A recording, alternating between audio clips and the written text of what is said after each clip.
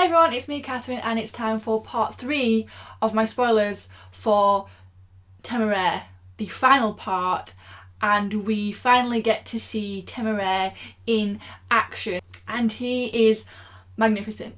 He is so graceful and so quick and like he outflies most of the other dragons, and Will is so fucking proud of him. So proud of him. He's like, yes, this is my Temeraire, my dragon. Look how great he is. Yes, battle is awful, but look how well he's doing. Look how good he is. Look how smooth and quick and agile he is. And he is my Temeraire. And I mean, he doesn't outright say any of that, but like, you can see, you can read that he's proud. And I am too, because obviously throughout the issue it's told from Will Lawrence's perspective, so we see how he feels about Temeraire, and so we, or at least probably most of us, start to feel that way too.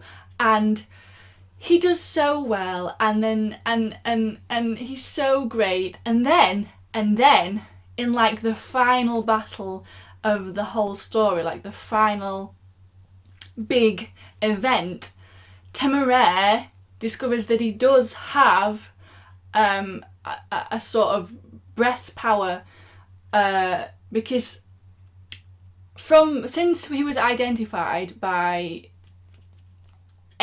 Sir Edward somebody or other, he's been identified as a Chinese Imperial, and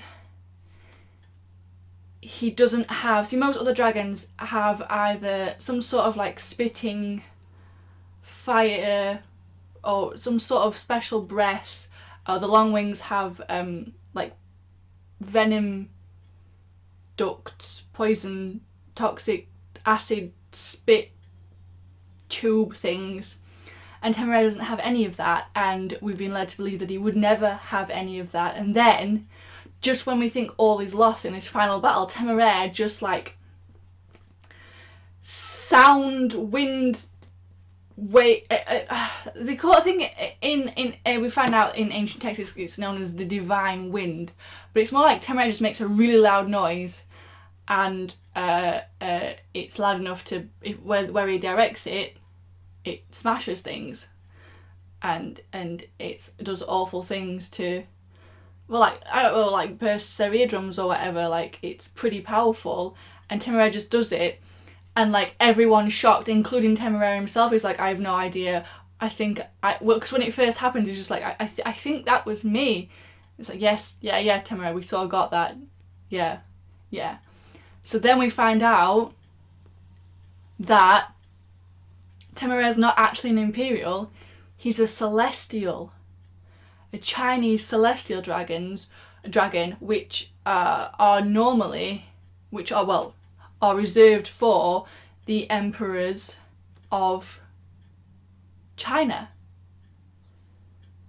And this, for some reason, they gifted this egg to Napoleon, who dubs himself an emperor, for reasons nobody's quite clear of, because China they're not really part of this. So why are they sending eggs to a celestial dragon egg to Napoleon?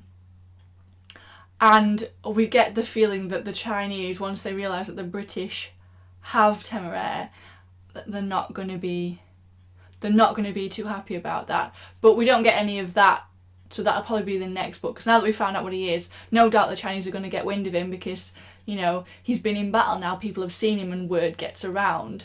So, you know, pretty soon that the Chinese are going to be after Temeraire. And we know he's pretty special, or at least that the French are still after him, because the French aviator that we met in the second part, he actually turns out to be a double traitor. He's actually working for Napoleon, because Napoleon promised to oh my god, what's that word? I've forgotten the word. Pardon. He's promised to pardon him and hand his dragon of treason, because apparently in France they try their dragons for treason. Like they kill them for treason. I think it's more of to act as more of a deterrent to the aviators than that they actually believe that dragons are capable of treason. So in order to protect his dragon, he was working for Napoleon in order to get himself and his dragon a pardon. And we find out that his task was to fetch the egg, fetch the dragon egg that was stolen back to Napoleon, because they apparently haven't realised that he's already hatched. So then he was going to kill Temeraire, but then he couldn't bring himself to do it, so instead he was going to just force Captain Harcourt, whose name is Catherine, which it's not spelled the same way as mine, but her name's Catherine, which is great, and her dragon Lily, to force them to go to France so that they would have a long wing, because long wings are really they're really important in battles because of that acid, poison, whatever the fuck it is coming out of their tube, whatever things they are. Luckily they stopped that, like that doesn't happen, and I can't even remember the precursor, that was his dragon's name. I can't even remember his name. Shh. Anyway, they arrest him, they question him, and then they kill him.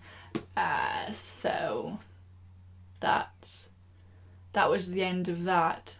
But you can see that the French were very, well, at least Napoleon definitely wanted Temeraire, but you know what, he hasn't got him, and he's probably not going to get him, and even if he does, like, it's not going to go as he wants. Although Temeraire is very attached to Will, so it'd be very easy to control in that regard.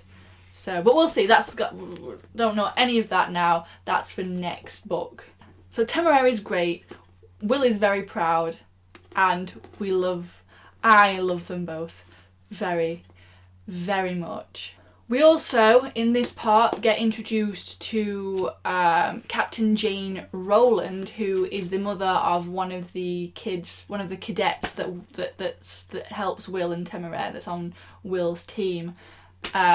And we meet her, and she is great. I love her very much. She's very straightforward, very no nonsense about everything, and she's so good-humoured, I guess good humoured. She's just so easy and great, and I love her, and her and Will get together for a thing. But what I like about it is that it's not based around romance and romantic feelings as such. It's literally just two consenting adults having a good time, which I appreciate. So we're introduced to her, and through her we're also introduced to the fact that aside from them breeding dragons, they also encourage the aviators to have kids, because the dragons are going to outlive them. So they encourage them to have kids, or maybe not encouraged, but it'd be ideal for them to have kids that can then become the rider of the dragon.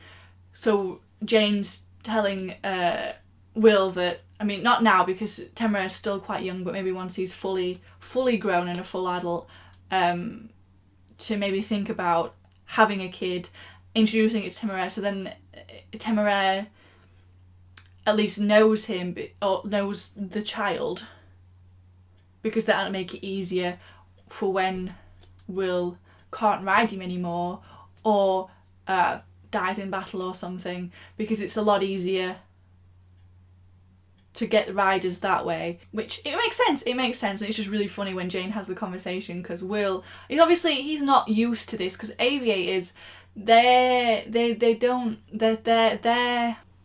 don't follow normal societal rules. It's just they make do with what they have, and they're very comfortable with that. They've gotten very comfortable with that, obviously, over the years. And Will, coming into this at the age he is, because I'm pretty sure I think he's in his 30s. So it's all a bit much, so he gets easily embarrassed, and it's brilliant. I love it a lot. But I just love Like, they're just one big family and I love them all so much. I've gotten so attached to all of them and, well, most of them, but we'll get onto that in a minute. All of them, and I'll be sad when one of them inevitably dies. Because I'm pretty sure it's, if it's not 9 books, it's still a long ass series, and the chances of them all making it, the riders and their dragons, like, it's the odds are not in their favour, but that's something we'll get to when we get to it. Don't want to think about that now. But I mentioned in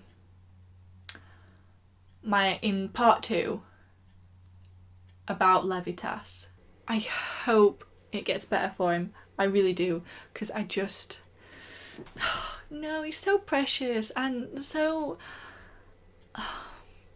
He deserves so much better. And I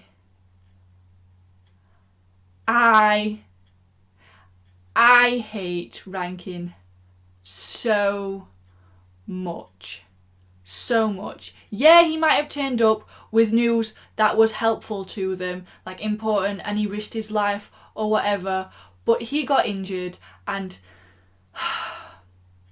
so Will's getting Temeraire ready, and he can't find Mr. Hollins. Mr. Hollins is nowhere to be seen, so he sends his cadets out to find him, and it's little Emily that comes to tell him. She's like, don't be mad, but he's with Levitas. And whenever Rankin comes with Levitas, Will knows that Mr. Hollins has, on the sly, been taking care of Levitas, like cleaning him and things like that, but he's turned a blind eye, like he's just going to pretend that he hasn't seen it, that he doesn't know, because Levitas needs some love and some care, and Will is not going to deprive him of that.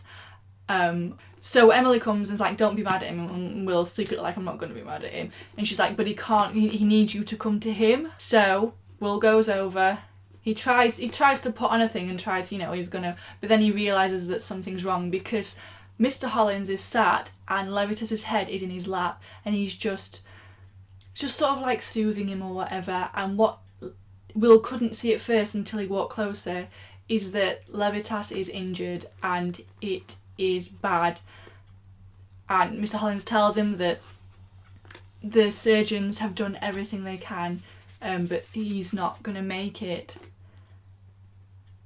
And Will goes over, I think he's playing with Rankin. Coming up to him, Lawrence told him very quietly, if you can walk, get on your feet, otherwise I will carry you.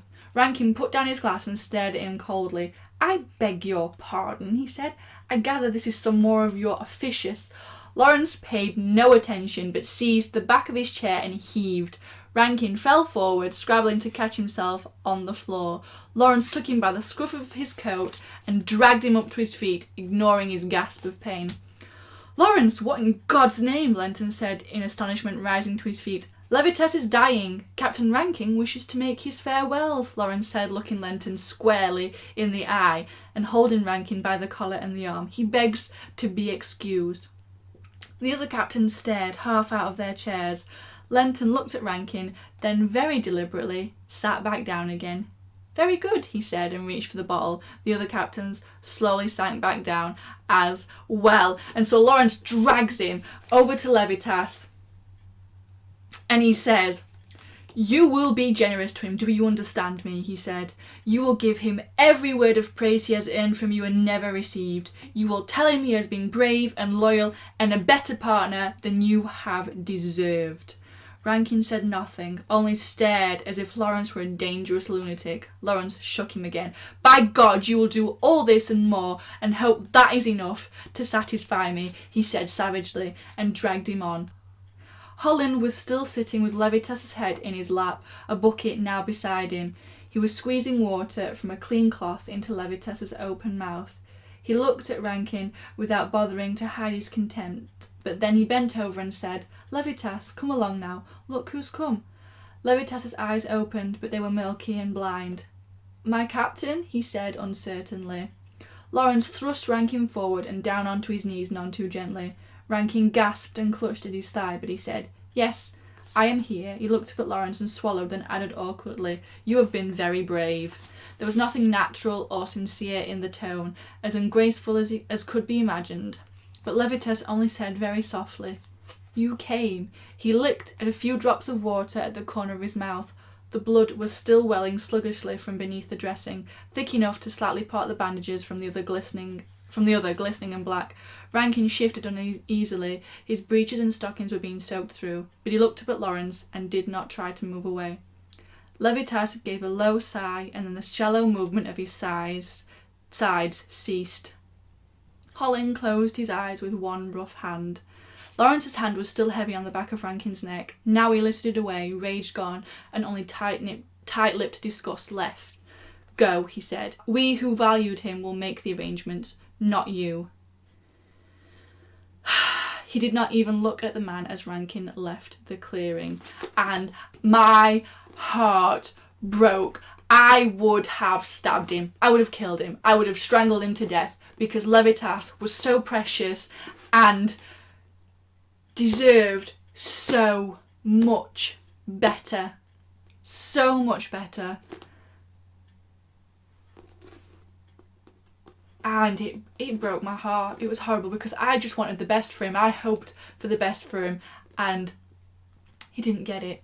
But we did get Mr. Hollins, because Will goes back to Lawrence at Lenton and tells him, and Lenton's like, we've got a Winchester ready to hatch. He doesn't really want to give it to Rankin, but Rankin's without a dragon and his family would have something to say. So Will was like, well, what about Mr. Hollins? Mr. Hollins would treat him very well, treat the Winchester very well. And Lenton's like, if you're sure.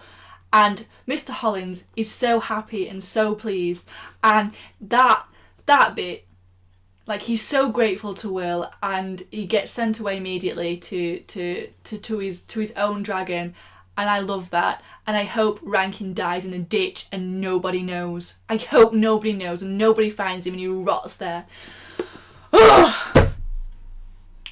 But that's neither here nor there. That is gonna have to be it for this because I'm fast running out of battery. So that's it for this video. Thank you very much for watching. Let me know in the comments below any of your thoughts and I will hopefully see you in another video. Bye!